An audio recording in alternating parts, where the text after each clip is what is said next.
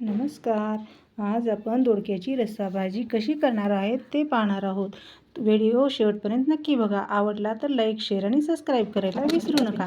छान असे दोडके घेणार आहोत आणि ते दोडके धुवून घेतले आहेत मी आणि आता ते वरचे साल काढत आहे. साल काढल्यामुळे भाजी निब्बर होत नाही, थोडीशी शिजायला पण सोपी जाते आणि खायला पण कचकच लागत नाही. त्यामुळे वरची साल काढून घेतलेली आहे आणि आता दोडके बारीक बारीक काप करून घेतलेले आहेत.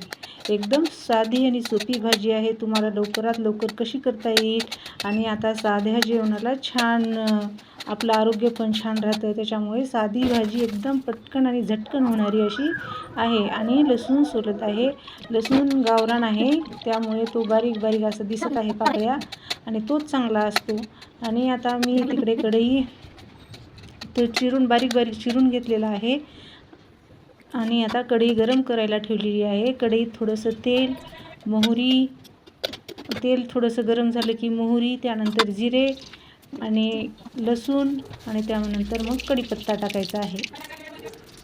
कढीपत्ता टाकल्याच्यानंतर थोडंसं हलवायचं आहे आणि त्याच्यामध्ये मग दोडक्याच्या आपण केलेल्या फोडी टाकायच्या आहेत आणि त्या फोडी थोड्या थोड्या हलवायच्या आहेत आणि चांगलं गरम झालं की त्यामध्ये थोडंसं मीठ टाकायचं आहे. मीठ टाकलं की अजून थोडं हलवायचं आणि त्यामुळे काळं तिखट, लाल तिखट, हळद असं टाकून परत एकदा हलवायचं आहे आणि शेंगदाण्याचं कूट टाकायचं आणि पाणी टाकायचं. झाली आपली रस्सा भाजी आणि त्याच्यामध्ये शिजायला ठेवायची आणि त्याच्यामध्ये वरून कोथिंबीर टाकायची. कोथिंबीर टाकल्याच्यानंतर अशी आपली भाजी बघायचं दाबून शिजली का. शिजल्यानंतर ही अशी भाजी दिसते. खायला पण छान चविष्ट आणि रुचकर होते.